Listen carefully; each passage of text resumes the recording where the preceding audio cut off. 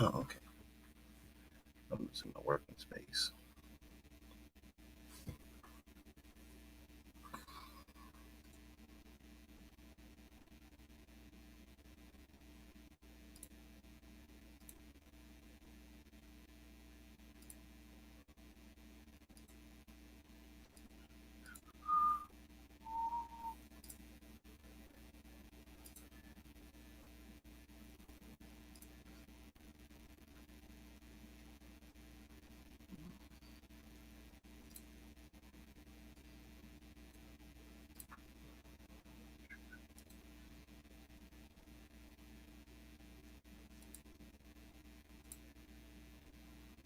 There we go. Now things are looking interesting. All right, all right. Get that working.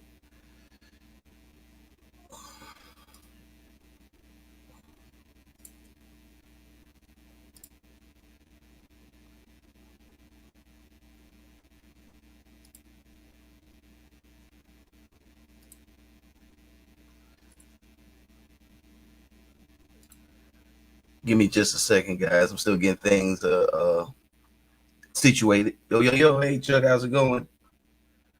Still getting things a little bit situated. So just give me a moment. I'm trying to take care of open up some things real quick.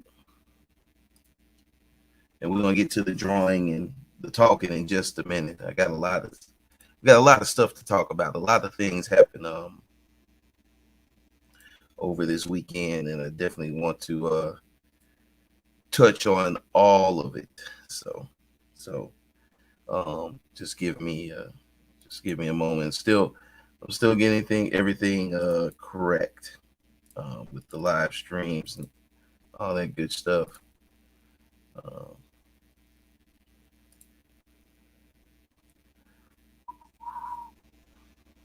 one of the things we want to do, one of the things I got to do. Um, so even as I'm, you know, getting going and everything like that, oh man, my eye itches. I hope that means I'm getting money soon. Um, so get to watch a little bit of how I kind of make the sauce. So I'm what I'm doing now is I'm actually creating a overlay or trying to create an overlay for the stream moving forward. So I figured I might as well do it since I'm doing everything else. Doing everything else on the stream. Might as well do this. See how that works. All right. Let's see that. Take it down 100%. Boom. I'm gonna go ahead and so I already made the this logo in Illustrator, and this is just the PNG. So what I'm doing right now is just I'm resizing it to see if I can get it to become a proper overlay for the stream. I'm gonna save it as a copy. Before I do that, I'm gonna have to 150 DPI overlay. There we go. See how that works. Let's hide this because we already know that always becomes an issue. Oh, yeah, no. Let's save changes. All right, let's see how this goes. And we're going to get to the get to in just a minute. Let's pull up this browser real quick. Yeah. All right, let's go here. Let's go brand. Let's see if this works. Let's see if this works.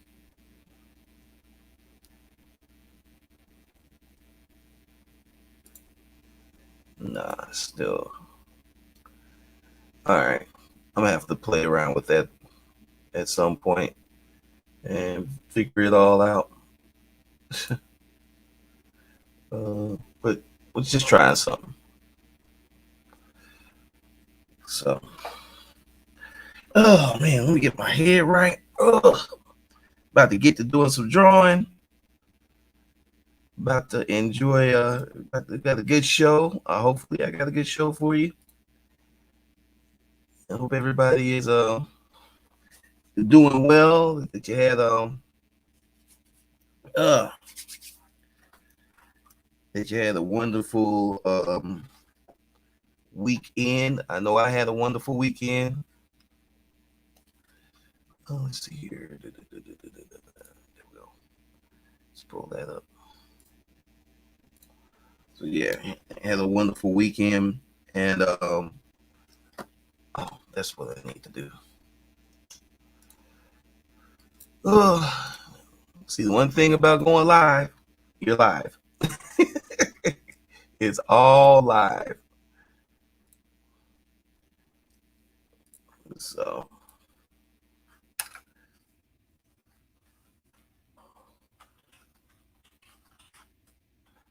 hang out. We are live.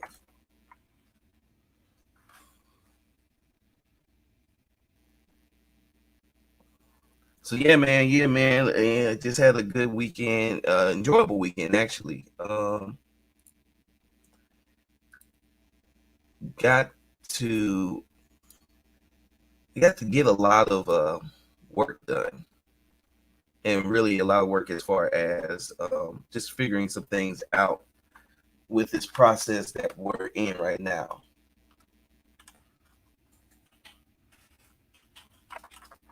I'm live on YouTube.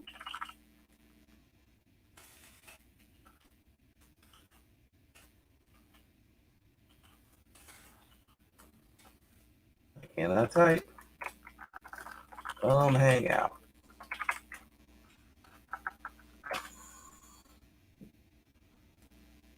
So, yeah, keeping it pushing. Um, yo, so here we go. All right, let's get back pulled up StreamYard real quick. And now we'll worry about that later. Okay, cool. Now I can see everything. Got everything straight. Got my workstation straight. Stop listening to me, Google. What are you doing?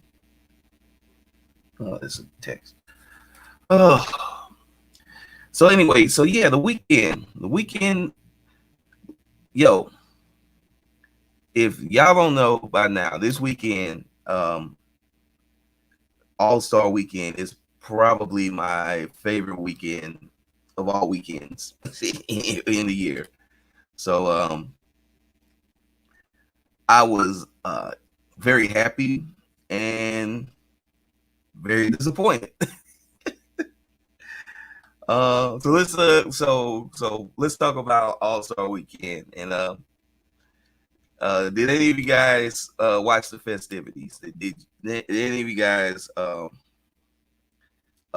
watch any of the events that transpired for All Star? And if you did, what'd you think?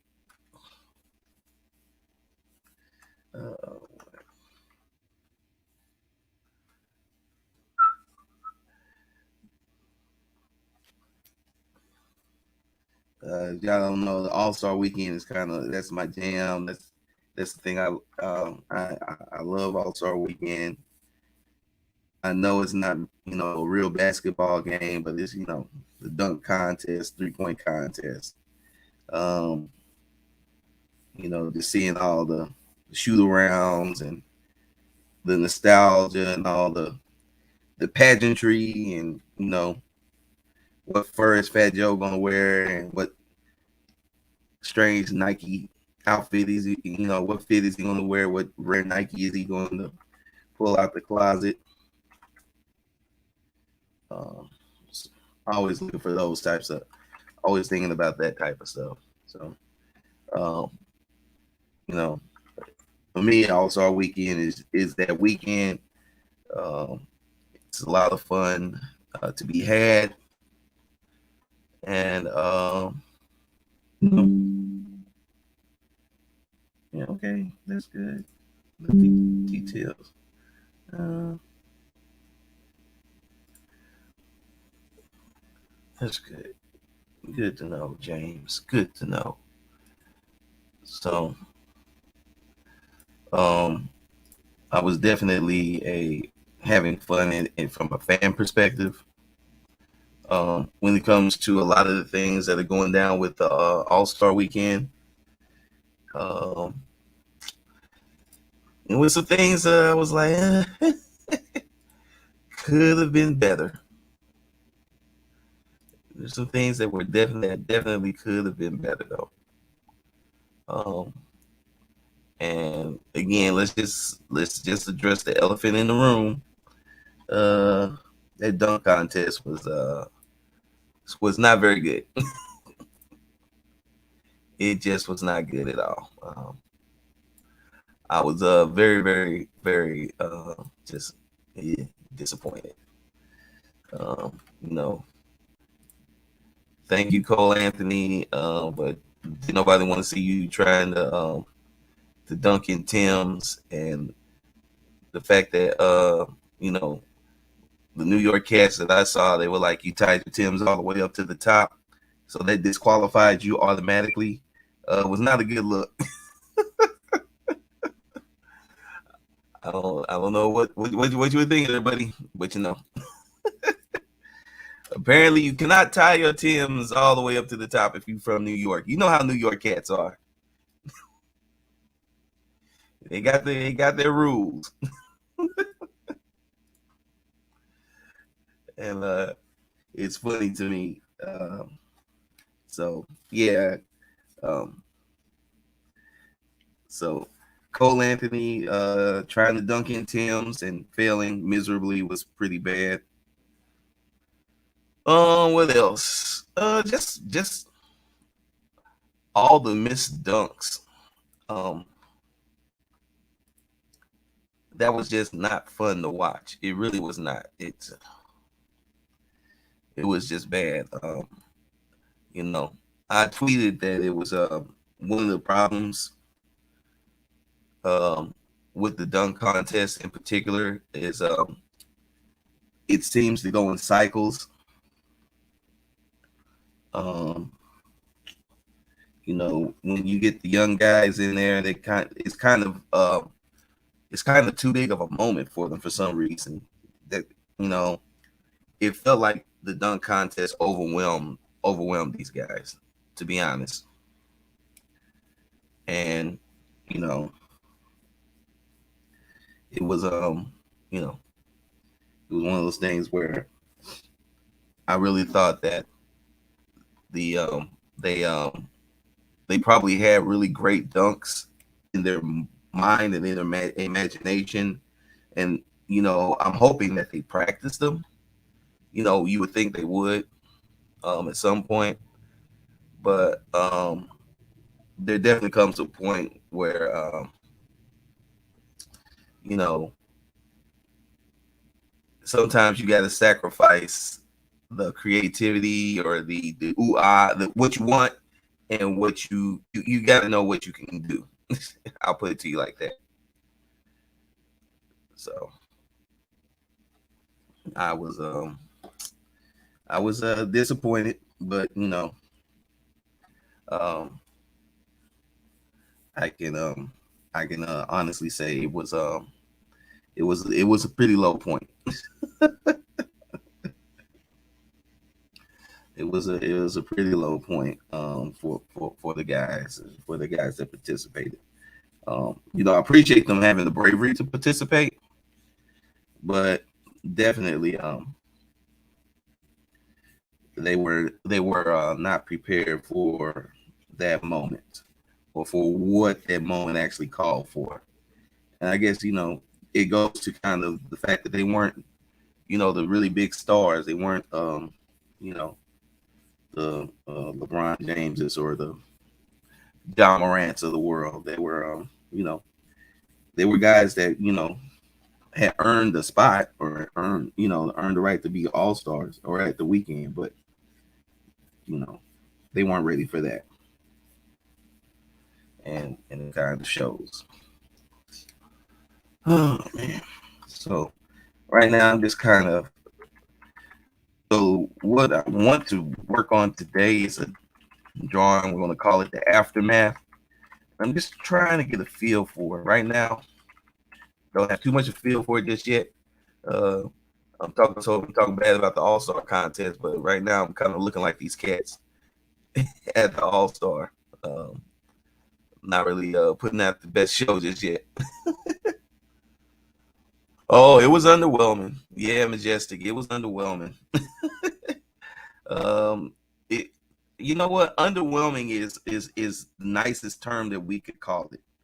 Um, normally, Stephen A. Would be a little bit too far out there, but he had a point.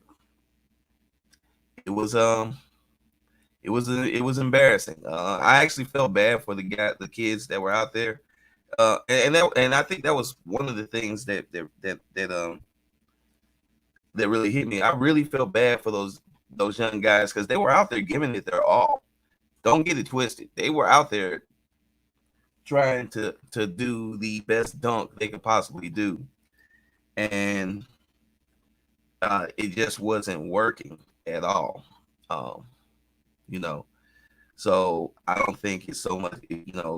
There's one thing that you could say is like, okay, well, they were just trying any old thing. No, these guys were really trying to put on a show. They just weren't. They just weren't the showmen, and it really showed in the way that they were. Oh snap! This actually works. It really showed in the way that they came across, and um, it really did, and it was kind of like I said. I felt bad for these guys because they were trying to do these crazy dunks, and it just was not. It was just not meant to be, you know. And and that kind of was sad to me because you know nobody goes out to get to embarrass themselves on national TV. I don't care what you say. Um, and these guys, they kind of embarrass themselves on national TV, and that wasn't a good look. It wasn't a good look at all. Yeah, man, I don't know, and that's why I say I think honestly, Majestic, I honestly think it was because it was their age. I think, and because they aren't stars, and there's a difference. Like Ja Morant is a star.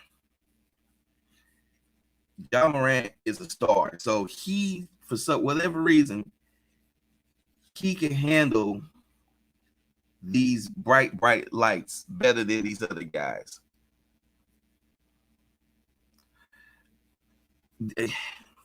That's one of the issues. People that actually know basketball, they know people that knows that if they had even nailed, I would say 30% of the dunks they tried. That's how bad it was. They didn't nail hardly any of the dunks. If they had nailed just 30% of the insane dunks they were trying, I don't think anybody would have had anything to say because they were trying they were trying some interesting things. But you know,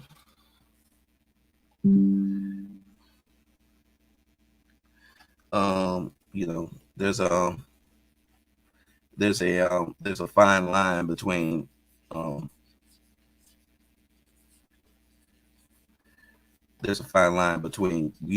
doing being a star and you know not being a superstar. See, the dunk contest I think is really for people that are either superstars or for people that have kind of been that's kind of their thing, you know. I think that's something that we really have to look at. It is this something that's your thing?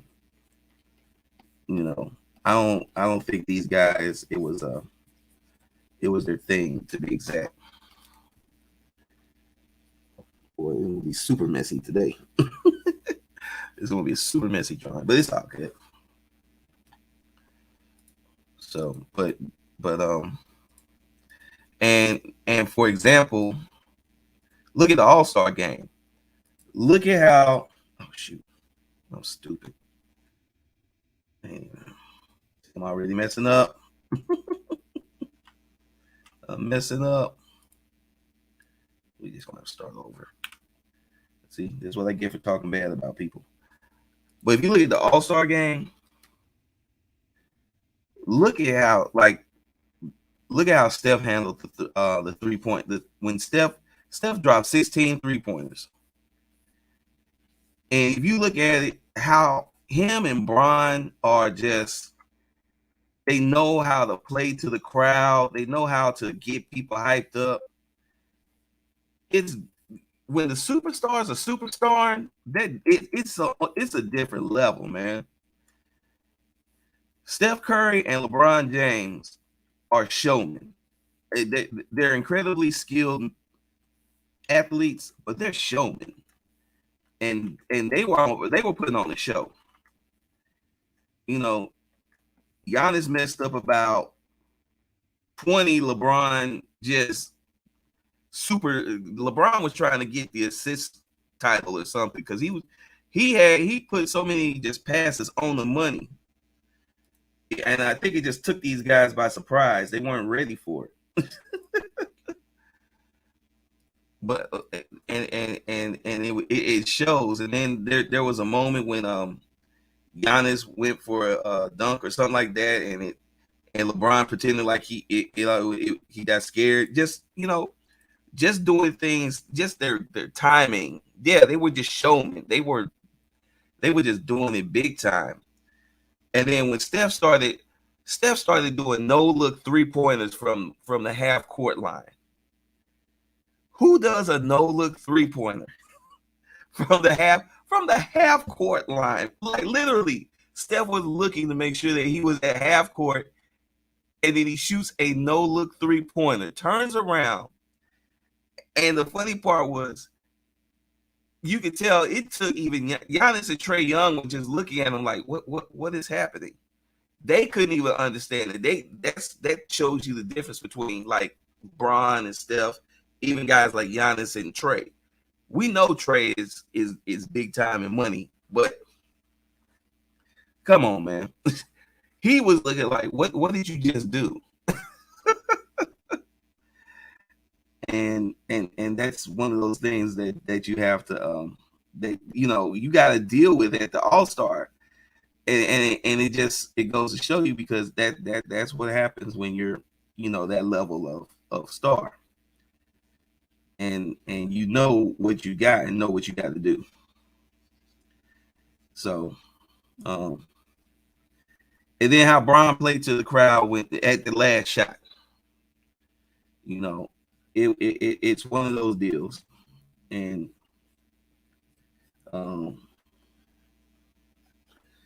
you just definitely see the difference. You saw the difference. Like think about that shot. That shot that Bron hit was not no easy shot to end the game. It didn't even look like it was going. It didn't even look like it was going to draw iron. It not only drew iron, it went in clean. It was all net. Who puts that type of a shot up other than LeBron or Steph? So, that shot was freaking insane. When you would look at the replay, you look at what the trajectory of that shot, and how Bron shot it. He shot it over 2 defenders, one being Joel Embiid, who is arguably one of the best defenders, and who was trying to block that shot. Let's not get it twisted. Joel Embiid was trying to block that shot, because if he had blocked it, they could have won the game. So let's not get that twisted at all.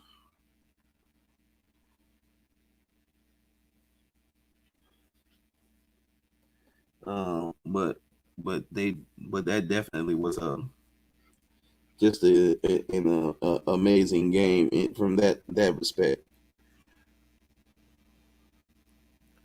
Yeah. People still think people still don't understand. Bron is that dude. I don't know how the hell at this time you see this guy doing his thing and you don't respect. You still figure out ways not to respect this man. He's like, nah, you know, he definitely had a stop playing with me moment. He's like, I'm here to, do amazing things real quick. I'm just let y'all know I'm still LeBron James. And when I get it going, I can get it going.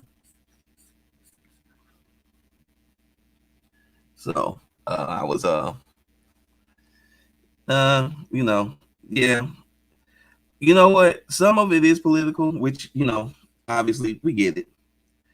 But I see some of the disrespect coming from certain people. I'm like, wow, really, really? All right, bro, y'all got it. So, um,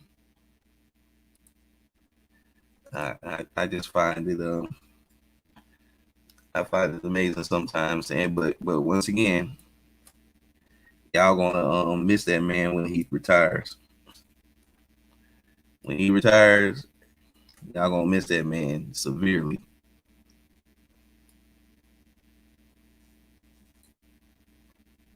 So let's see here. We're gonna put this. I'm gonna put this where it needs to be. Let's go in.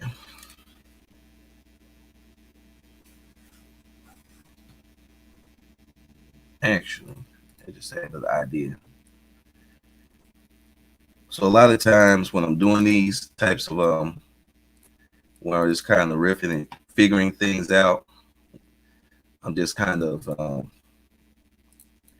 I'm in there. I'm just kind of playing around, just coming up and really messing around with some ideas. I do a lot of this type of stuff, like just I'll draw something and just kind of build around it as I build, as I go. But you know, you know, in fact, I'm put him on 7 here. Mm-hmm. So, well, that's always the case. I mean, you see it with all kinds of when people know that they can't hate on you or you're not going to be doing what you normally do anymore, and now they kind of grow fond and reminisce, and it was the same. It was the same with Kobe. It was the same with Mike. Everybody hated on Mike. It was a lot of Mike hate until Mike wasn't around no more, and then everybody was like, "Man, we miss Mike." you know, um, a lot of Kobe. A lot of the issues with Kobe. People were, they just didn't, they had their issues with Kobe, but then when he retired, um, it was different. Everybody's like, oh well, we're gonna miss Kobe. It's like, but you hated Kobe, you know. So it's gonna be the same with Bron. Bron's, that people don't know what they have until they ain't got you no more. Then when they ain't got you no more, they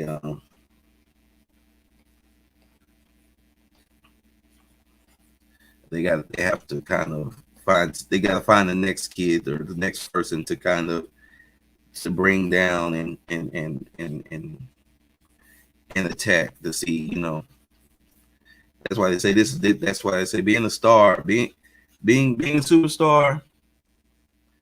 It's something else, bro. You got because you got to deal with that, and you know that's why I say some people aren't really built for that, and you can't be mad at them because that's hard. You got to think about it. They booed Seth Curry that whole weekend. I'm sorry, Steph. They booed Steph that whole weekend. That whole weekend they booed Steph like viciously. I'm like, dang, man. You know, the, y'all not, those days are gone. Let it go, y'all. Be like, okay, they booed that man. Um, but by that third quarter, they were cheering everything about him, everything. So,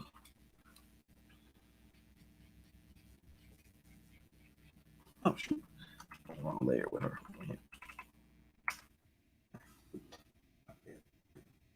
Get back on this layer. Skibidi. Yeah, they were cheering. People were going crazy, you know.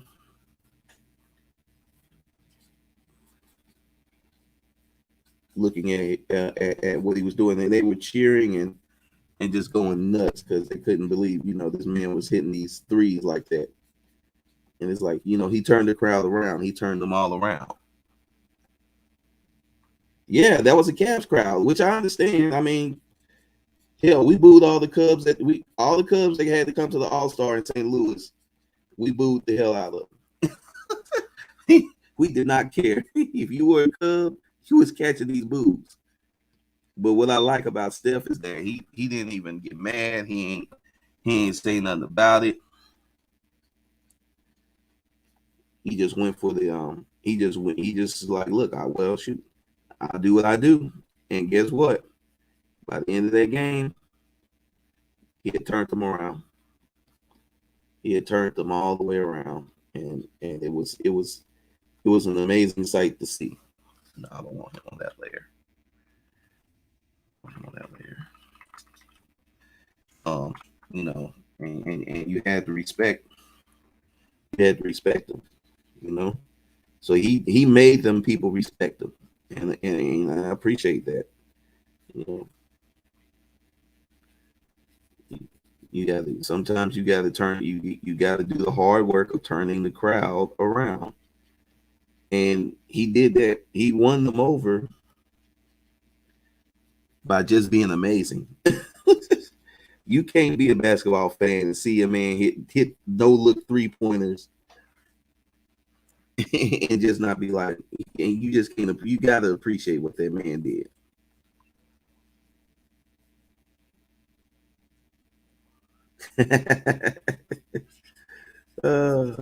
Sanchez. So, but yeah, so the 3-point, the All-Star game itself, I loved it. I love the 3-point contest. Karl-Anthony Towns, very happy for him. Put a little village in the background. Separate layer too. Oh boy, this is gonna be super layered out, but oh well. I know my poor computer's like, dude, you and these layers.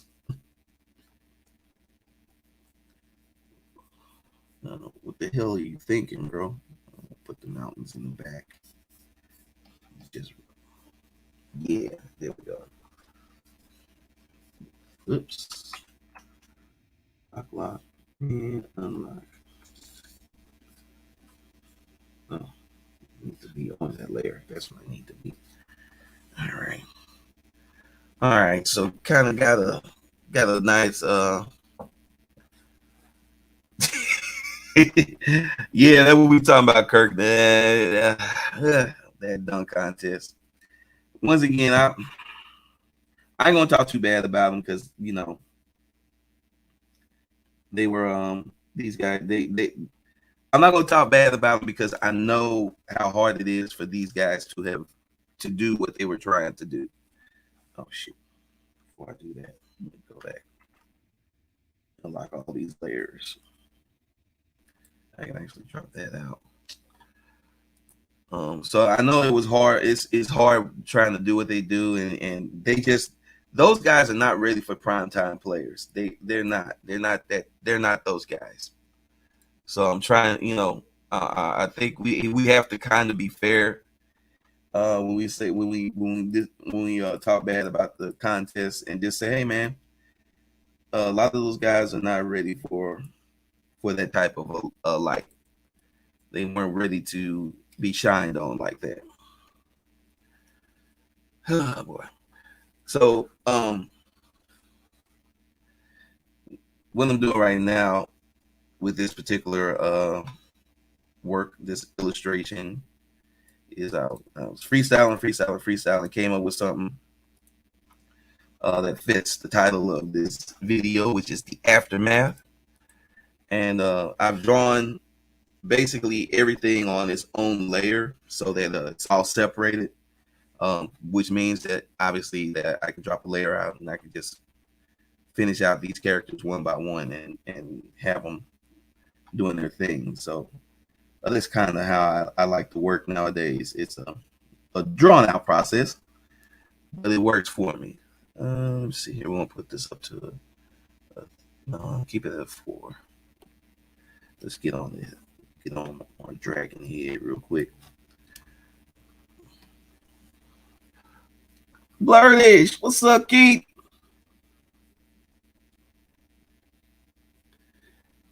Keith, what'd you think about that All-Star game, man? The All-Star weekend, I should say. you know, we've had our conversations.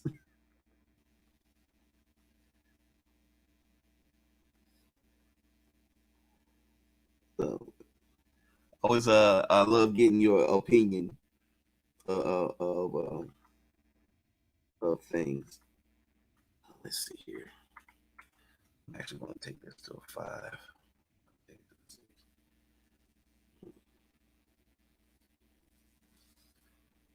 There we go.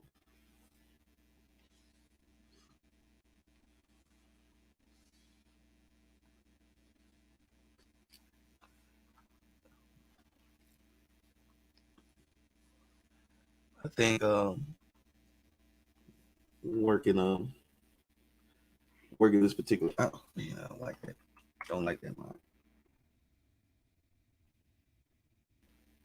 Working this particular project right here, or this illustration, it's just one of those things that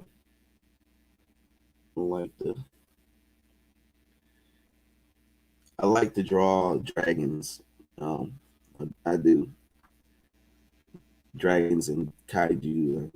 It's kind of one of my fun things I like to do, and it's always fun to kind of create new designs and things like that.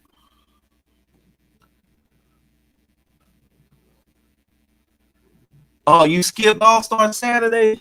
Dang, you Keith, you didn't have no faith.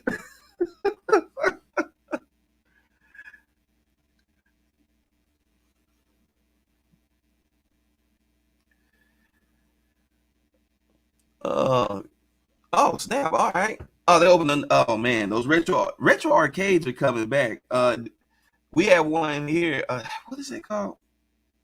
I forgot the name of it. It's in but it's actually a popular place to go, and they serve beers and pizzas, and they've got games all kinds of games all over the place. And it's a really nice spot. Don't take the fact that I can't remember the name of it. It's because I'm old and washed up. As far as my memory is concerned, it has nothing to do with the company itself. So, um, don't please guys don't get that misconstrued. They're actually um, a really good company, and they're doing a lot of good things within within the St. Louis community, and they're actually, they're kind of embracing that black nerd or that nerd aesthetic that people, wish other entities would recognize and do. So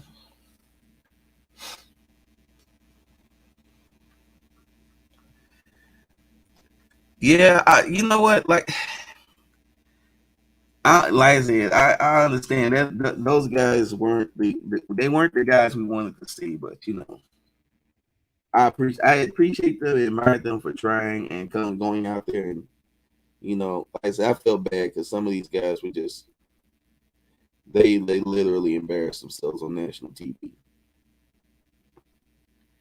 and it was bad. It was super duper bad. I've only felt like this one other time during the dunk contest, and it's a very specific incident, and I don't even like bringing it up because it brings up bad memories here in St. Louis. I will say, there is video of Allen Iverson just looking like, man, bro,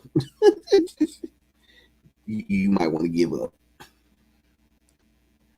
So I will say that. Drop these down, this line way down again. So let's uh but once again, All Star Weekend, I loved it. I enjoyed it. We got to fix the dunk contest. I heard some interesting ideas. Stephen A. had I actually like Stephen A's idea. I think it would do a lot to fix the dunk contest. You know, um, I think that he had a very good idea. So and it will give shine to some people that's kind of their thing.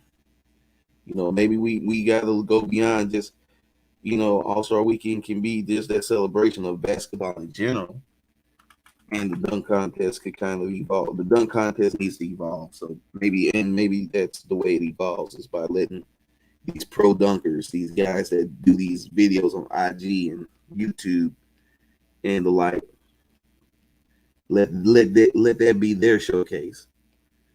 And shoot, Stephen A. had a whole rollout. I think he's been wanting to push this idea, but this is a good time to push it.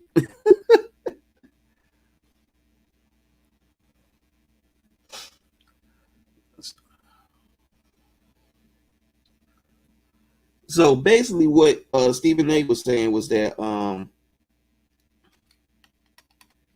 he wants the NBA, maybe ESPN, to do like maybe a tournament or something where you go nationwide, get all these guys that do these professional dunkers, these guys that do all these trick dunks and everything on YouTube and all that type of stuff. Um, just do a whole contest and let them compete against each other. And because he's on the thing, he works for ESPN, so obviously nationally televised type deal. Um, and then after you whittle it down to the top 10, and then All Star Weekend, those top guys come in and they battle for the crown. And basically what you do is you have the NBA players simply sponsor or mentor these guys, and like, say for instance, you got Team LeBron and it's two guys, or it's Team Steph and it's two guys, and these guys are competing against each other, for a prize. And you have them come in because that's what they do. They do this all the time. So you get all this box office stuff. They're coming up with cool dunks, and then obviously for All Star Weekend, you're going to get a much better show. And I actually kind of like that idea. I really do. Yeah, that's what I was thinking. Like, I mean, because honestly, when you think about it, I can't say I can see where some of these guys are like, look, man, I ain't got nothing. you know, when you do something professionally, there is certain thing called bandwidth. Everybody's like, well, it's just a dunk. Nah, bro. If I don't run this pick play right, coach is going to cut down on my time. So you got I can understand why sometimes guys are like, you know, and we know for a fact that guys have gotten hurt during the dunk contest, and it's affected them in the second half of the season. So, again, I can see certain things, um, you know, and then I like honestly, you could probably get guys from the G League. This would be a good time to showcase them. But I think getting those pro dunkers, because those guys, number one, those guys are showmen.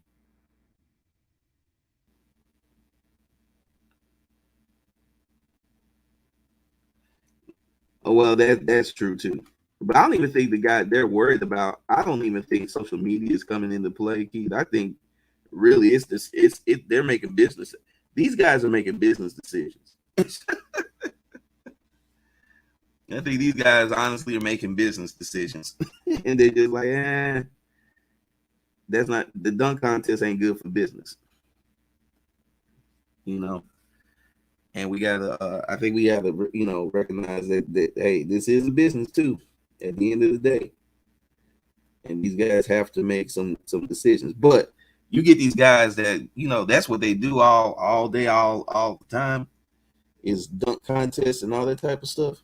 Man, first of all, you're going to bring back that excitement automatically, and it's just going. It's I think it'll be a good look. So, I definitely like. Yeah, yeah, yeah. Everybody, like I said, everybody loves the fact that Vince Carter put his arm through the hoop, but we tend to forget Vince got injured on that play, and Toronto was not happy. So, um, Toronto was like, hey guys, you might not want to do these things because we're trying to win championships here.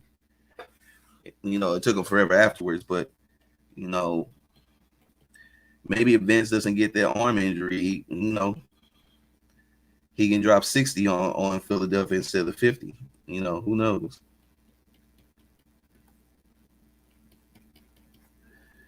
But yeah, again, All Star Weekend is probably one of my most favorite this weekends in the world, and I was very, very happy, very, very happy. All right.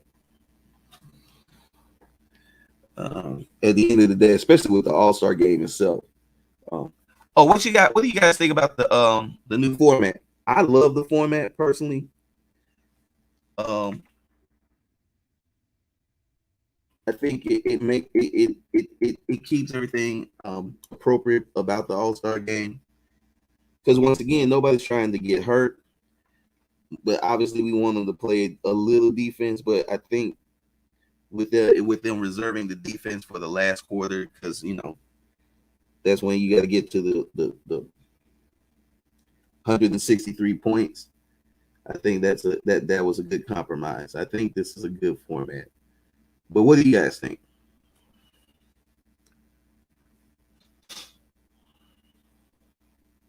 Yeah, that's what I thought too. I felt the format saved the game because again, people were making business decisions. It's like, do I go and play hard for the All Star game, or do I play hard for my team? But now, okay, I can give you one quarter, and the fact that that one quarter is always the fourth quarter almost guarantees that the game is going to be that people it's um WWE, they had a saying, um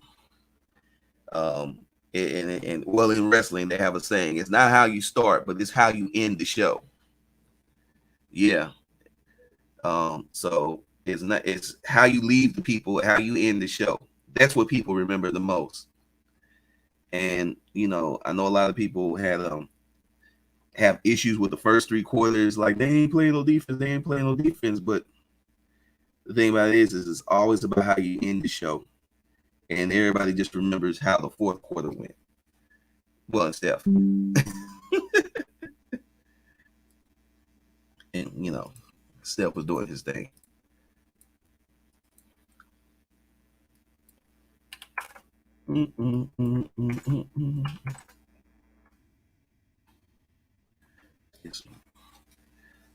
Let's put these blacks in now.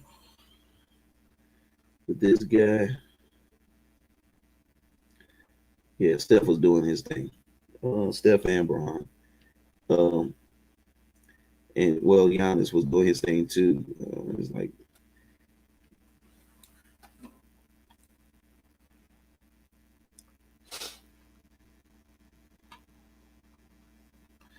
yeah, but uh, I think the money is such that I think once the salaries got to a certain point, the NBA almost priced itself out of the dunk contest. To be honest with you, and I think they know it, so they're trying to figure it out now. So I'm gonna switch up the subject a little bit. We got to talk about that elephant in the room.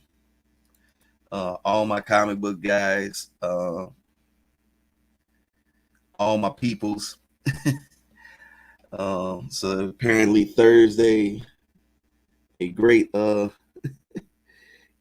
was a I felt a great disturbance in the force. It was as if a million billion nerds cried out in agony all at once. So I used my abilities to search down what this disturbance was, and it turned out that Comixology had updated itself into a full Amazon style app. And when that happened, Comixology, or Amazon, I should say, pissed off all the dirt. and I think we need to talk about what that means moving forward. So, has anybody updated their Comixology app yet? And what do you think of the new changes?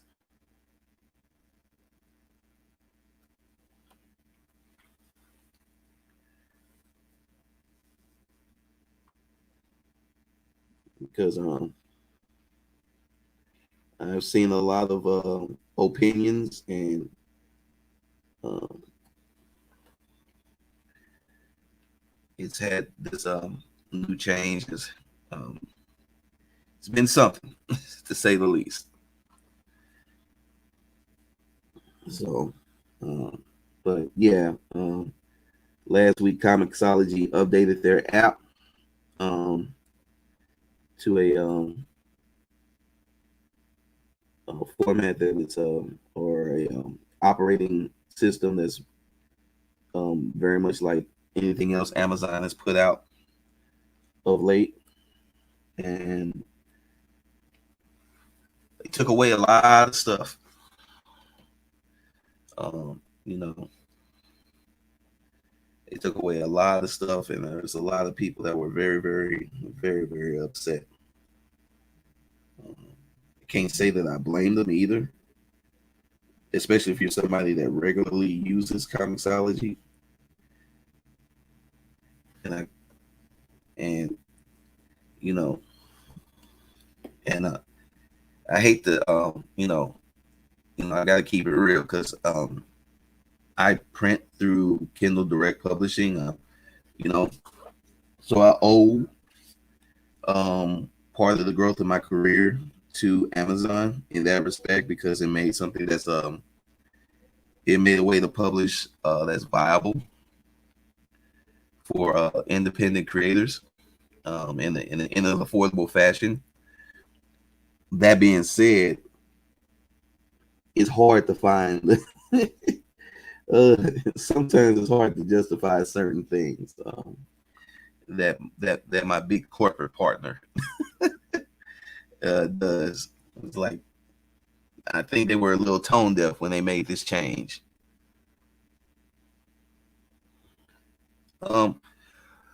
So what they did was they did a total complete overhaul of the app, and this overhaul um, basically gutted all the features that everybody loved about Comixology. Um, and it gutted it to a point where people are really upset.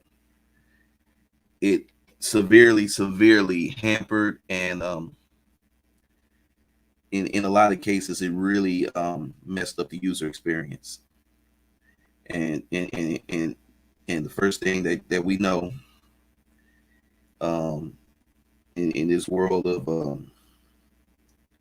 web and all that stuff is that you don't want to mess up the user experience. That's just not the move. Um, they took away some features that made it easier to like archive books or and things like that. It's actually a long list, and Comixology put it out and tweeted it out, and I guess they thought it would make it better, and no, it made it worse. And normally, I always err to the side of the nerds were just crying and whining, but no, the nerds had the. When I looked at the things that were taken away, and I don't, and trust me, it's different. I don't use Comixology like that, so you know it didn't affect me um, in the same way. But when I saw what the list and saw what it was, because I can't remember it all off the top of my head, but when I saw the list and saw what it was, I immediately knew this was not a good idea at all. And I think they definitely might have missed the boat or might have missed the opportunity in messaging with the changes and why they made the change. Because yeah, like even with like say for instance the version of Kwame Hightower and the Man with No Name that's up there on the app now, because they've made some changes, the dimensions of the pages are off. So as a creator, I'm not really happy about that. The page dimensions are all the way off, and you know it's something that needs to be looked at and addressed. Because if people go to purchase my book, I don't want it to appear in the app incorrectly. And, you go through a lot to make sure that it doesn't, and now you're in a situation where it does, where it looks horrible. So I think those issues need to be addressed, and I'm not upset. I'm not not gonna be all oh woe is me or anything like that. But I do think Amazon needs to really look at that type of that situation and really kind of reassess how they approached this how they approached it, and really just listen to the people, because I really feel like they made a mistake. I really feel like they took away some things that really are important to the end user, that really lives in that ecosystem. And I think I know, I would hope that they were doing this, in thinking that it would make things better. But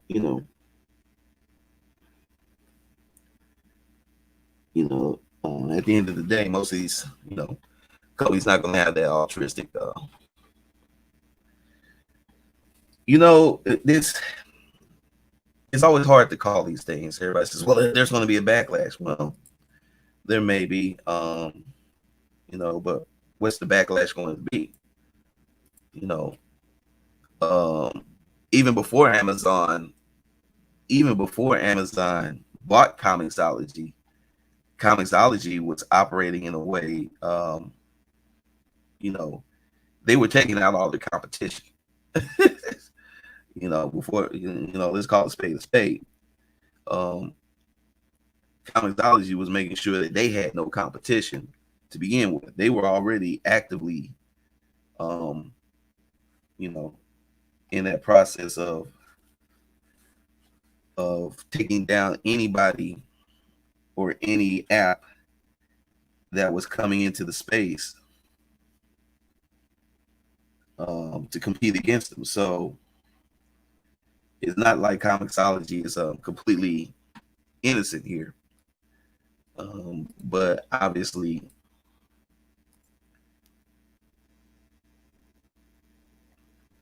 that was interesting. Obviously, that's a situation that has to be looked upon or looked at. Um, oh shoot.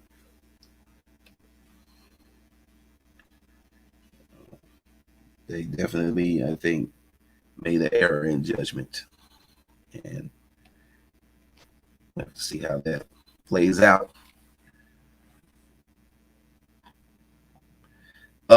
No, the way my experience, once a change has been made, and there ain't no going back. If anything, they'll just add some of that functionality back, but they're going to focus on trying to find functionality that they can laud and say, hey, we took away this, but we got this. That's just how any of these companies work, especially these big tech companies. They're not, their thought process is that our way is better. If it got taken away, they felt that it was not a function that was really something they needed.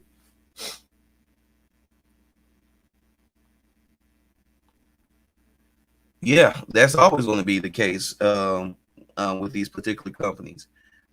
It's well known that the company Jeff Bezos built is not going to do things unless it benefits Amazon. And I think people have to understand that Amazon does not move unless it benefits Amazon. It is what it is.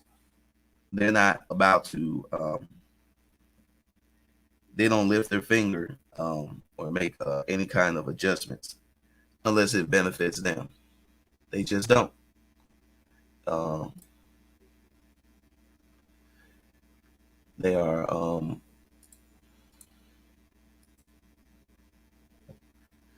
they are definitely just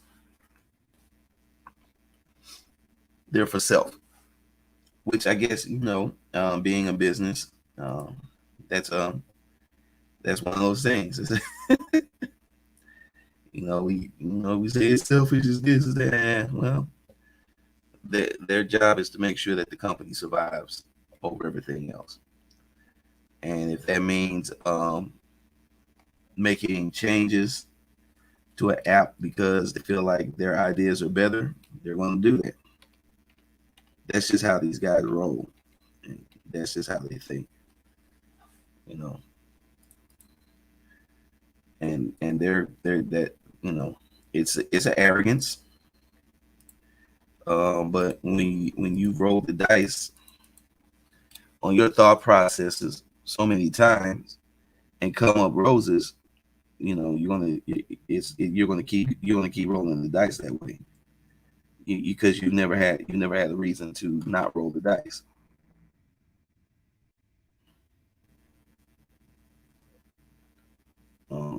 And nobody's going to make you feel like that you don't know what you're doing.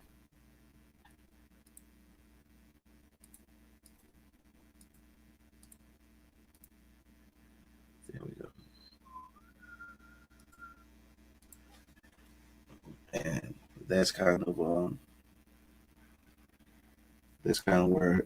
I'm at with it. Where they're at with it. They're like, y'all gonna complain, but you gonna get this work. Uh,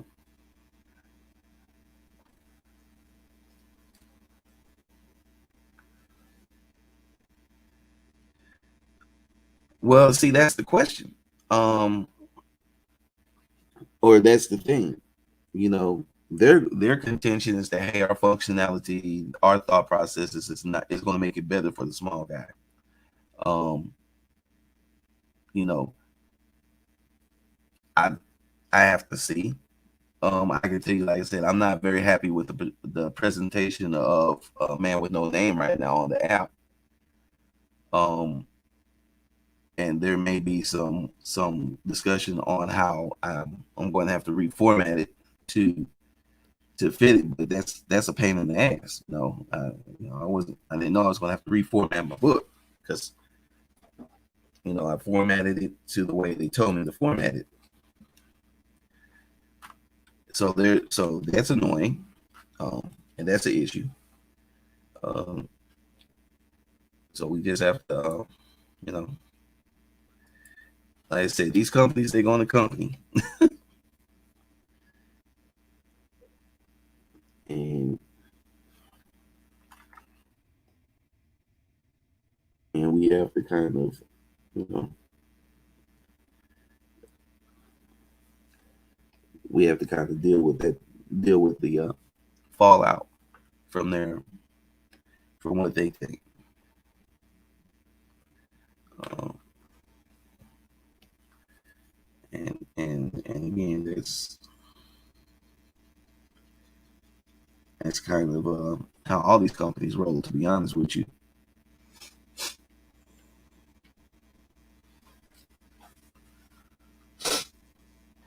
so so we definitely you know we're in a time when these companies are they're going to face they're going to face immediate consequences for their decisions, and they're going to have to start when they face this backlash or they receive this backlash. Hopefully it just depends. I'm hoping that they're more receptive to this this interaction with the people. This is important. These are, at the end of the day, the customer. You got to satisfy the customer, and if you're not satisfying the customer feels like they're being taken for granted. It's not a good look.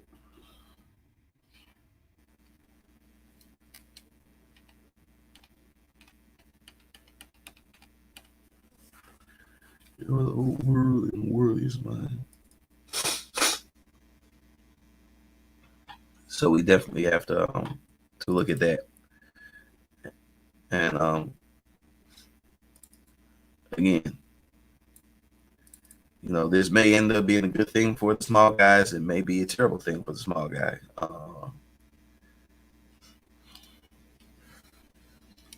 You hope for the best, but keep your eyes um, peeled for the worst. All right, let's get on to my girl. Oh, let's figure out a hairstyle for her.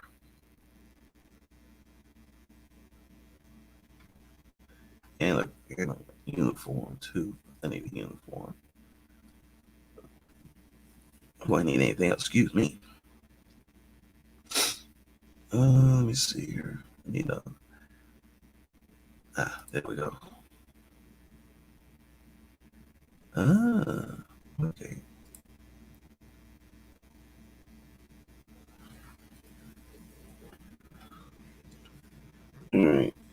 we get into you, let's get back into this.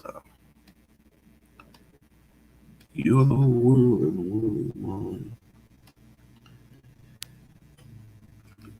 So, but we definitely gotta.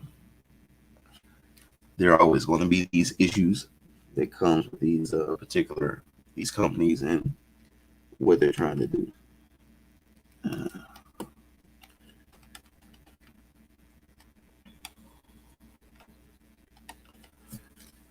So,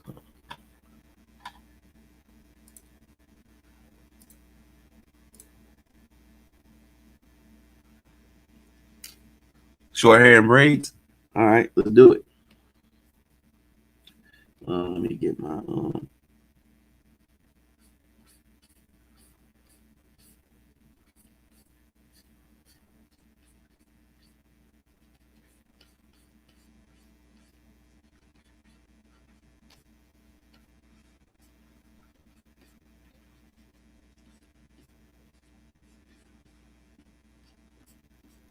right. All right, let's see what we're gonna do for her.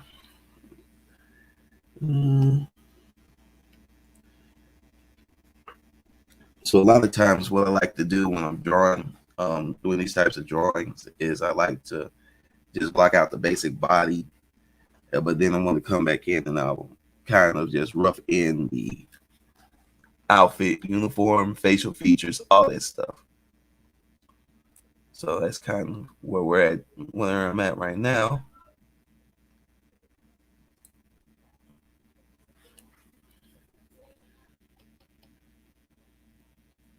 Just blocking in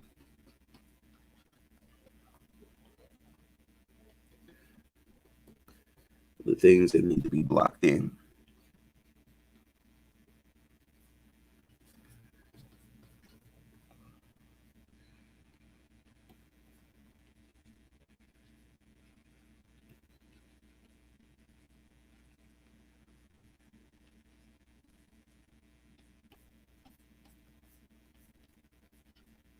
Do the big arm pads,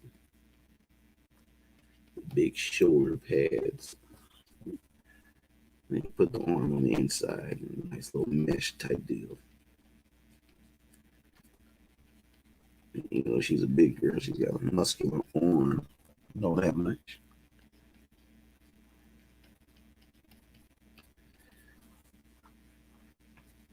So this helps me make sure that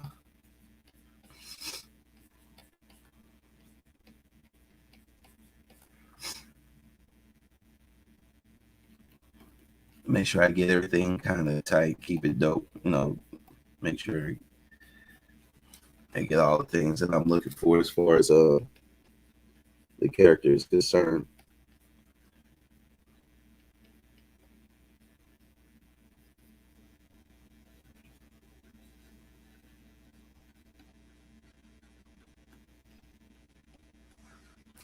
Yeah. And now I just got to figure out what her.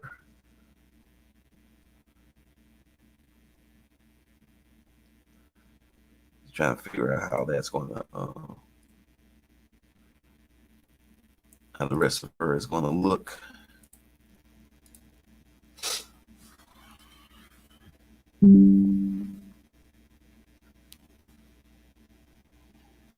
Let's get in there and get her face in there. I need a facial reference. So let me get a facial reference for her. Look. So sometimes when I'm just, drawing and just kind of figuring everything out, head over to my Pinterest real quick, get some references. So a lot of times I just draw directly from what I see on the screen. Or draw my interpretation of it from what I see on the screen. It works for the most part. Let's see here. Let's do. They're all long braids and short braids. Let's see.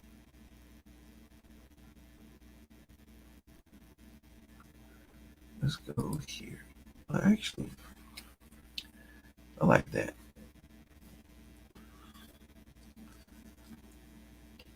So we'll work with that.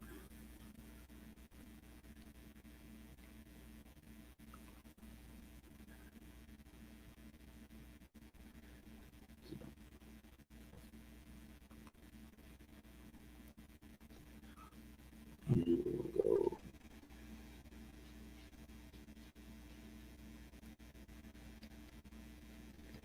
Yeah, that gives her a real unique look.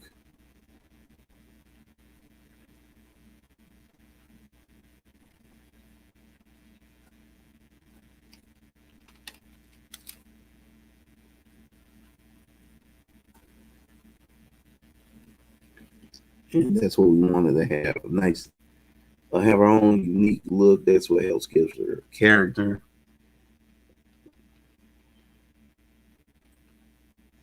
Gives her gives her a vibe that's on her own.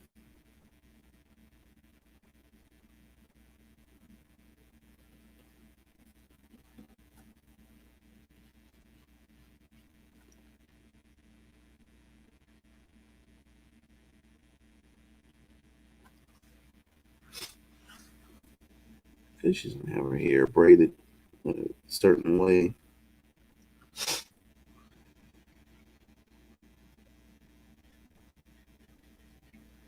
And of course, give her the universal headset deal. Just because. And now I just need to find a reference for her weapon of choice, so that she's looking good and intimidating all the way around. I think that's going to be a important look. Let me see here. Where is my? I thought they had a. I thought they had a. Oh, there we go. I know I had something somewhere. Nah, too short. Just right.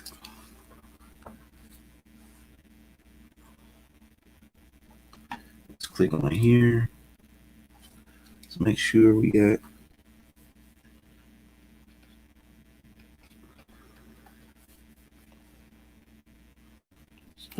Take that on. No. Take this off too.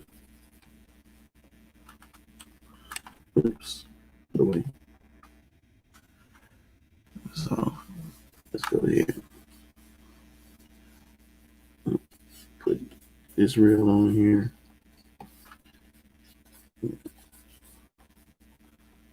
Put that, angle that down like so. Pull this all the way in. Like that. Like that. And like that.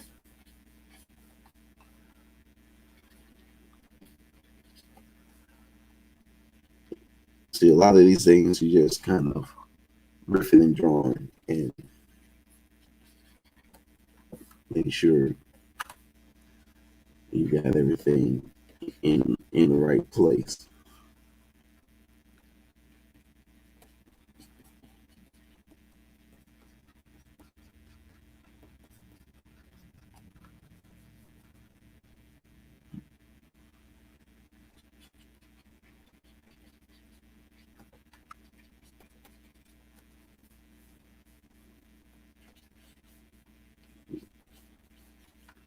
So just kind of making sure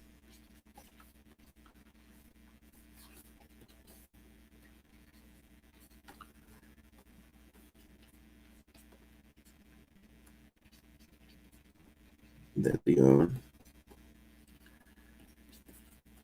all the extras are there.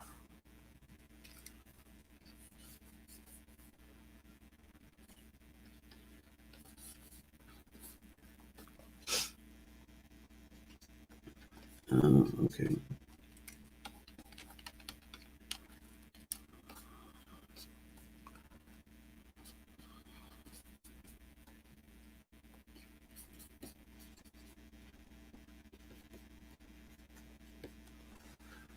right. Yeah, that's good right there. Let's go ahead and come out a little bit so you can see what we got. Oh yeah, she looks intimidating as hell.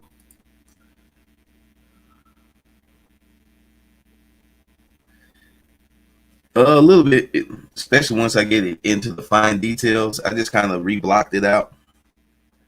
Um, so right now, just I kind of had to rethink it out a little bit, but now that I've reblocked it out, it's going to look good.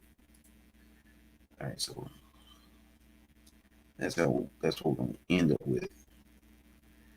But right now, take that guy off. All right,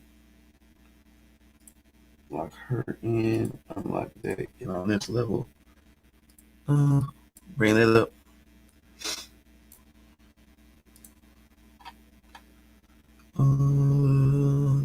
What am I doing here? I am looking at a folder. That's what I'm doing. I'm looking at one of my folders.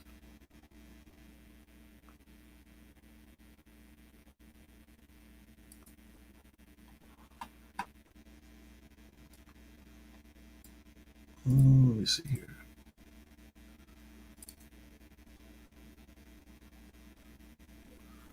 All right.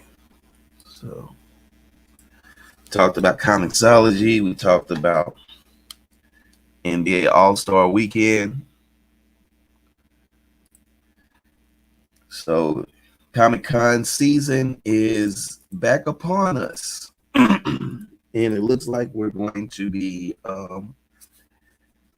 going back to a semi normal schedule. So, are there any particular Comic Cons that you guys are going to be attending, or is there a Comic Con that you're looking forward to attending?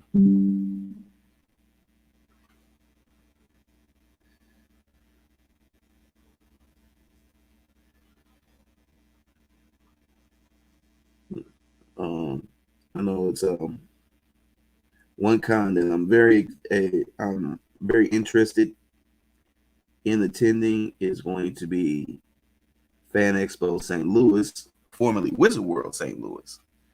Um, I've I've had experience with Fan Expos before. When I was with Line Forge, we attended Fan Expo over in Toronto, Canada. Um, I can tell you from my experience there, Fan Expo was a very well run um, con experience. Um, they they they ran a tight ship, and I guess one of the things that came out of the pandemic was that they bought the Wizard World convention series, or a lot of them.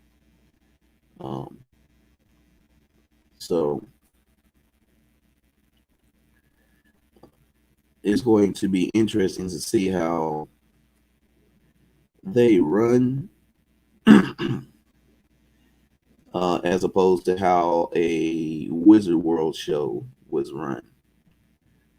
And I know people had different experiences with Wizard and Wizard World, and you know, some of it was good and some of it not so good.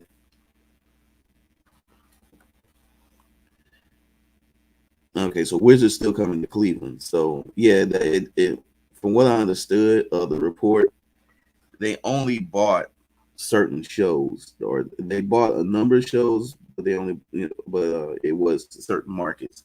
And St. Louis was one of the markets that they purchased. So here in St. Louis, it's Fan Expo and not Wizard, and that's it's going to be interesting to say the least.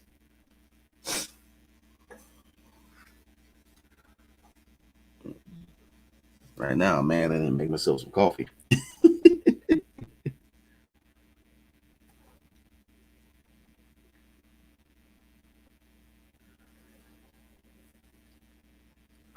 So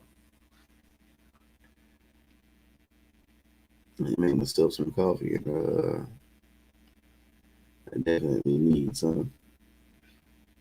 So I may have to take a coffee break for a second just to put something on, put a quick little roast on. But I think we're in a good place um, with with this particular work of art, with this illustration.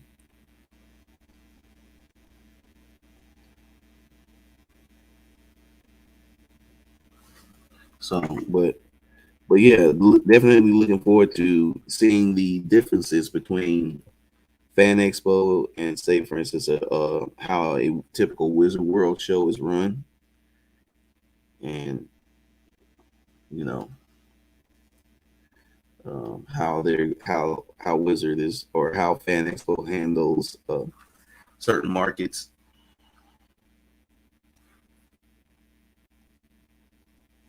Oh, they bought. Oh, so they did buy the Cleveland one.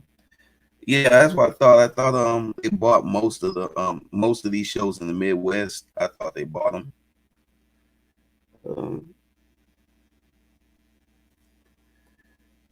but it's definitely one of something that we're gonna have to. I think I think fans and vendors alike, we're gonna have to keep an eye on. But like I said, the last show that I was at, but this was a while ago. People change, things change. But the last show that I was at that they ran, it was a very smoothly run show. Um, you know, and if you've had experience with Wizard World shows or anything like that, I think there are certain complaints that have been made, and I think people were not having those same complaints with the Fan Expo show, at least on the surface.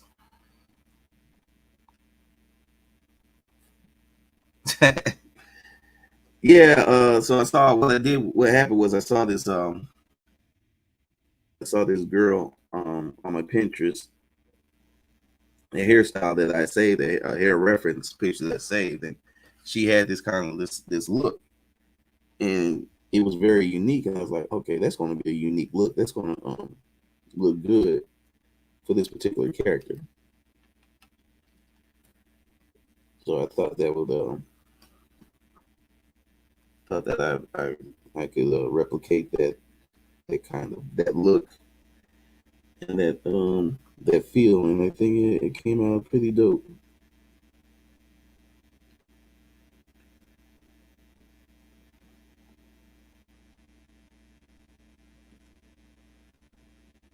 Oh shit! Come on.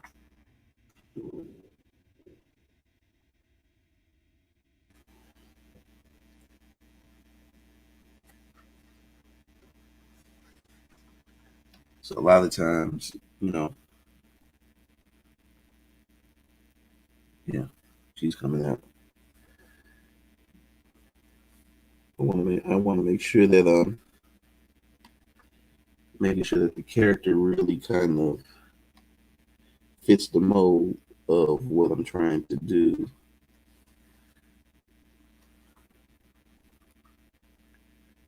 uh, with the scene. With this scene being this sort of a futuristic dragon slayer type character, which is really kind of cool, actually. You know, um, I definitely wanted her to have a certain look. I wonder. I wanted her to have a certain look and a certain feel to her. I think I'm getting. Um, and that's dope. This is really actually kind of coming dope. Or becoming a dope work art. I need that thicker. Need that line thicker. So Another Comic Con that I'm looking forward to is well, they got Chicago. So it's Fan Expo Chicago now instead of Wizard World Chicago, um, which is going to be interesting because Chicago, when Wizard World bought Chicago, um, it was the Chicago Comic Con, and it became a vastly different show once Wizard um, was on board with it. Vastly different. Let's see this. That live is not working for me.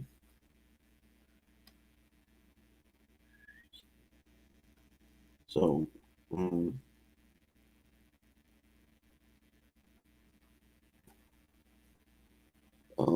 in a lot of ways, I missed the old Chicago show. In a lot of ways, I like some of the things that Wizard did, and it's going to be interesting to see what Fan Expo does because it's been so long. It would be kind of unfair to expect the Fan Expo guys to make the Chicago show anything like anything like the old Chicago show before Wizard purchased it. Because let's just face it, who remembers the old Chicago show now? So I think it's more of a situation of will people feel the vibe or feel like or get a vibe or feel like they've done something. They're doing something different for what Wizard had done, and I think that's going to kind of be. I think even more than the show in St. Louis. I think that's going to be their test, the big test for them, because that Chicago show is going to be a beast, and it's going to. It's definitely something. But they're used to big shows. That show in Toronto that they had was a super huge show. They had that was a very big convention center that they had, and that was like I said, 2014, something like that they were doing that show in. So again, I think they can. I think it's going to be a good thing, but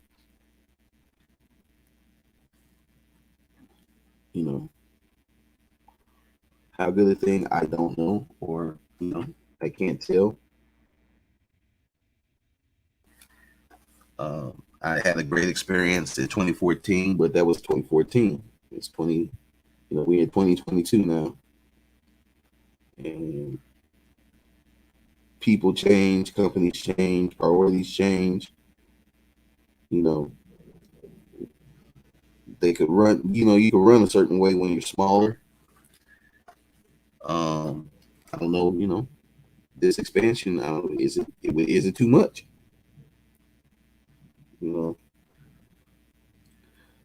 That's really something that you got to think about and kind of look at. Yeah, it's been a long time since the old Chicago, man. I remember it, but even I don't remember. You can only remember certain things,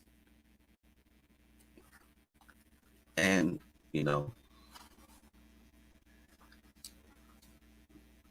it's been a Wizard word. It's been Wizard for so long now that I only was my most recent memories are of all the Wizard stuff. Which may or may not be a good thing. Um,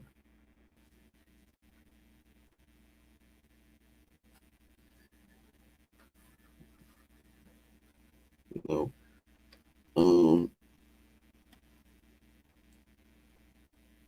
I don't know how. I don't know. How are they going to invest into the communities? How are they going to? It's just a lot of questions with these shows. I do think because of COVID, the atmosphere is right for all these shows to come back, because people just need to get out the house and do stuff. That's going to be a interesting thing in that regard. Um, no, but how are these things going to be affected, and how we're going to affect these things?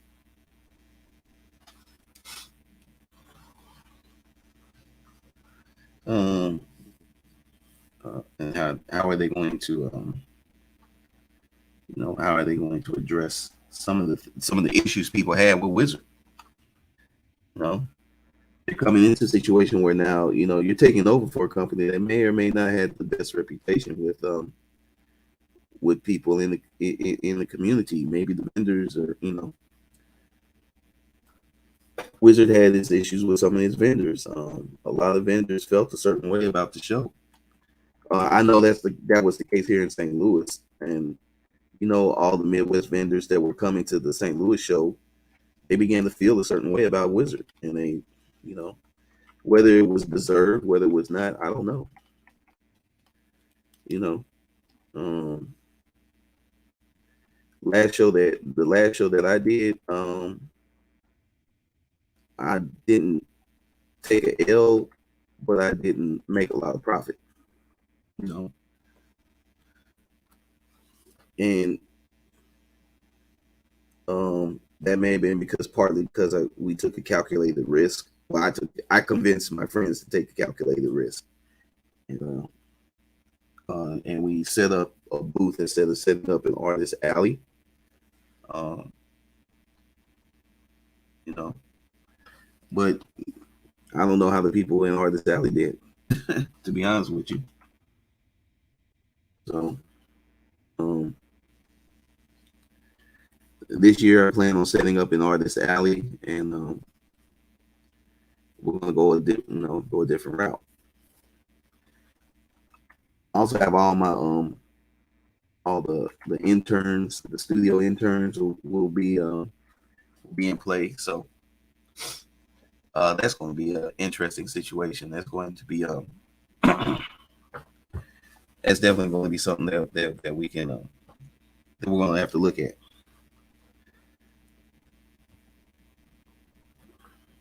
So I plan on purchasing a couple tables at that show, and then probably at the Chicago show. Um, I did notice that the artist alley tables were a little bit more reasonably priced than in previous shows.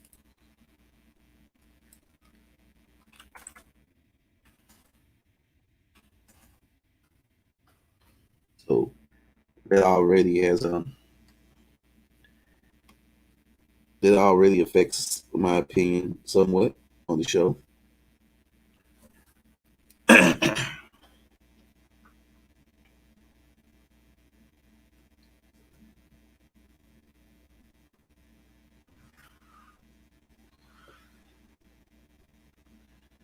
um,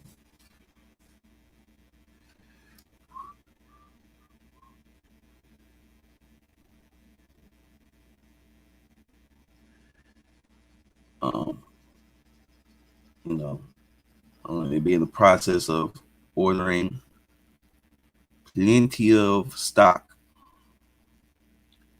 for the show.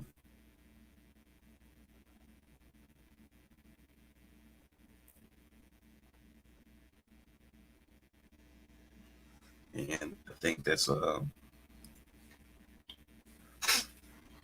going to be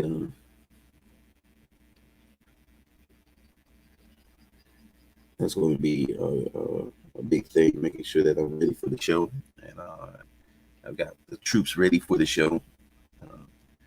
For all these shows, definitely for Chicago and for St. Louis. You gotta own your backyard.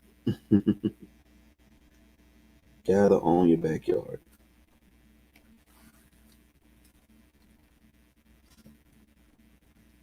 What's up, Pep?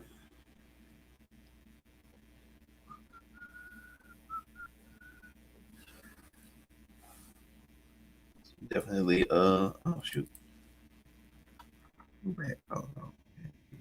Redo. There we go. All right.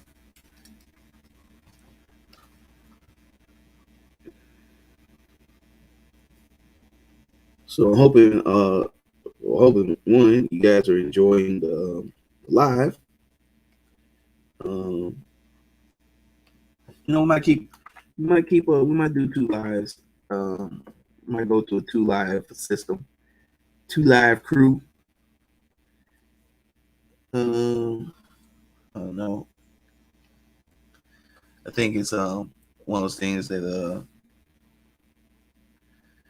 it's one of those things we're still trying to work out and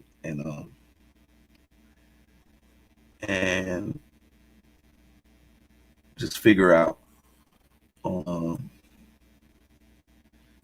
how I want to present that on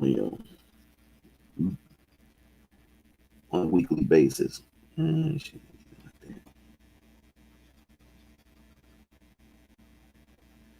we go.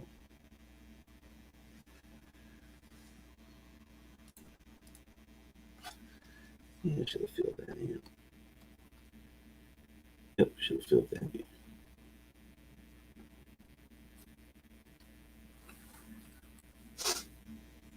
Yeah, that looks dope. She looks. So what you guys think? She looks super powerful. I think I might have hit a jackpot with this one, with this character right here.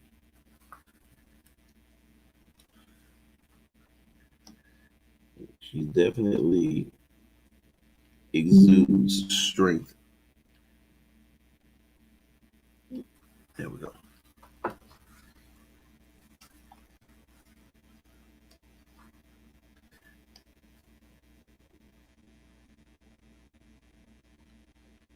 She exudes strength and power. I'll say that much.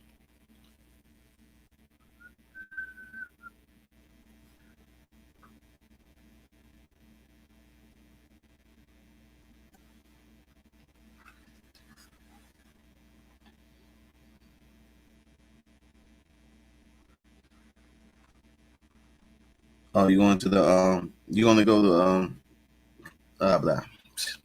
My mind just went blank just that quickly. What's wrong with me? Oh, uh, Fan Expo. What happened? What happened?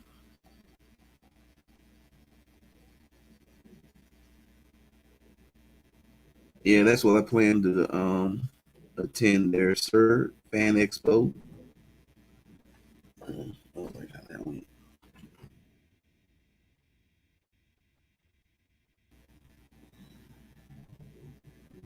I'm hoping that it's a good show. I'm hoping it addresses the issues that people had with Wizard. Um, you know, in every area it has, it's kind of unique, somewhat unique, not always unique, but I think every individual area is they have their own concerns, and I think it's important that they do the due diligence and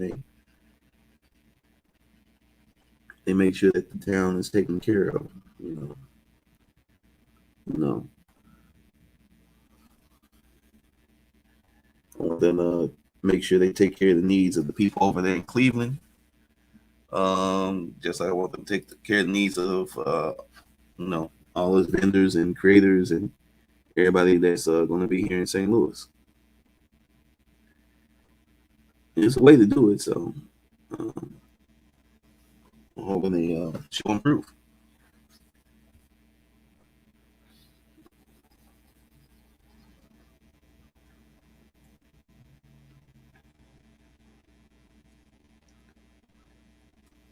Right now, just blocking in some blacks, just trying to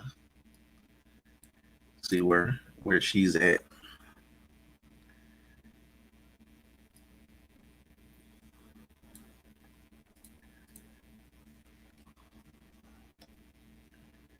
trying to give her some volume and form and everything like that.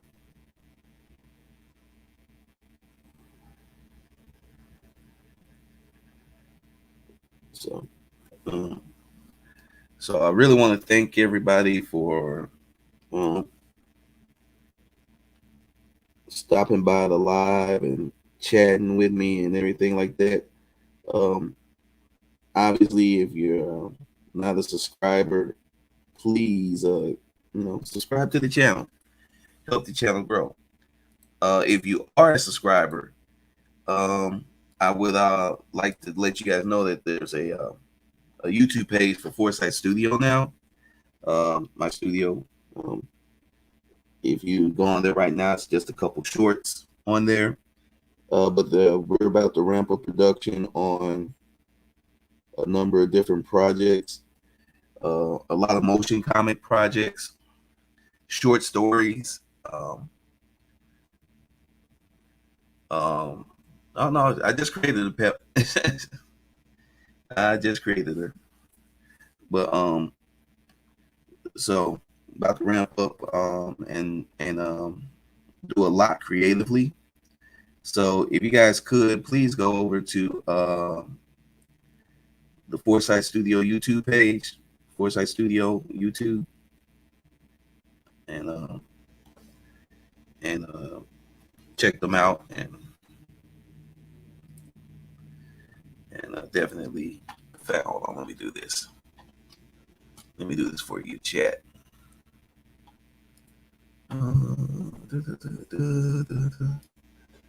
This is how we can help out the chat a little bit.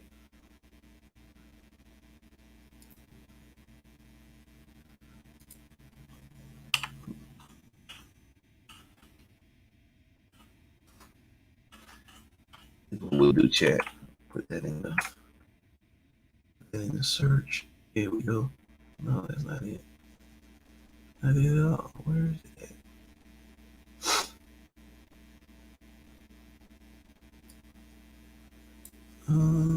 Let's see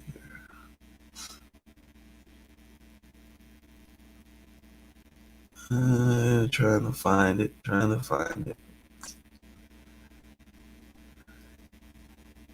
Not coming up on the searches quickly as I would like it to. That's what happens when all you have is like two shorts, two YouTube shorts on there. So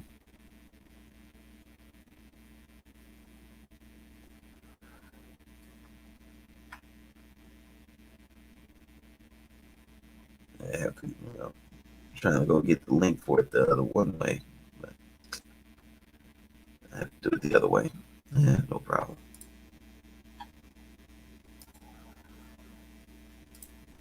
No problem. I got you, buddies. I got you.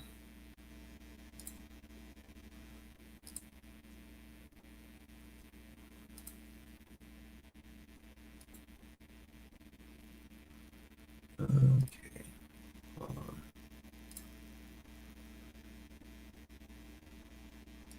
I got you.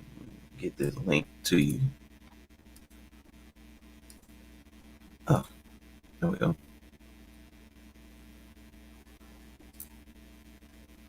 YouTube Studio. There we go. So, copy. Now let's put that over in.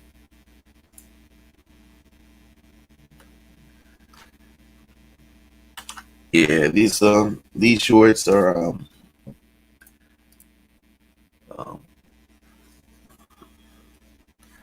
definitely something new, something different.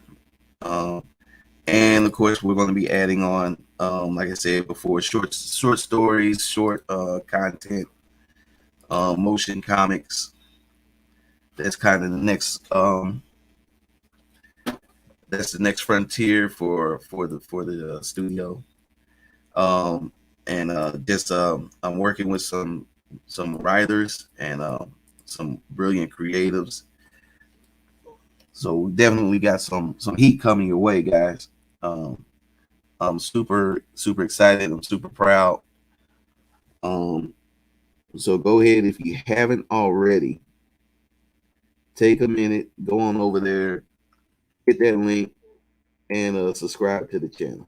And uh, I'm actually going to be putting up a video within the next couple days, talking about what's going to be on the channel, and what the channel is hoping to accomplish. And I'm looking to collaborate with different writers and creatives, different artists. I think this is a good way to showcase talent. So I look at this as a big opportunity for a lot of different things, and of course, obviously, gives props to the studio. My company, and it gives us you know, gives us something to add to this content game that we all are a part of. So it's 7:52, and I'll be having to leave out soon. But like I said, guys, really enjoy having you as a part of the stream, and enjoyed you stopping by and spending a couple hours with me while I come up with this crazy concept. Uh, I'll be finishing this up later on this week, or well during the week, and oh, I may not be posting this just yet. I'm really making some executive decisions with the Sci Fi Sistas collection, and I may end up relaunching it. I think there's a better way to do this particular collection, and I'm going to, I've learned a lot of things just from this launch, and it's time to apply what I learned. And sometimes you just got to pivot. But that doesn't mean I'm not taking down the art in a simple in one certain way or anything like that. What I want to do is I want to make the art more accessible to people, and there's a certain way you have to do that. And I may just take a 2-week break from posting as I get ready for the relaunch of Sci Fi Sistas.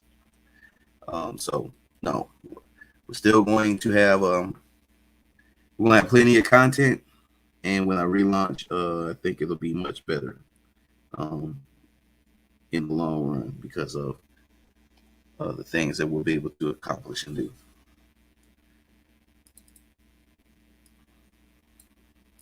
So, but yeah, guys, we're gonna call it a night, and I appreciate everybody that stopped by and said hi and talked. You guys were engaged. I love it. Tell all your friends, tell your family, let everybody know. Hey, you know, Thursday nights might be Monday nights every Monday, every Thursday. You might go to every Monday, every Thursday type format.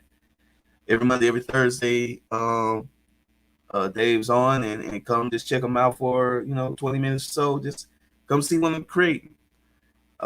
And obviously, you're going to see those creations in different forms out in the world moving forward. So, on that note, guys, I'm gonna go ahead and call it a night. Appreciate you, and I will talk to you guys later. Peace.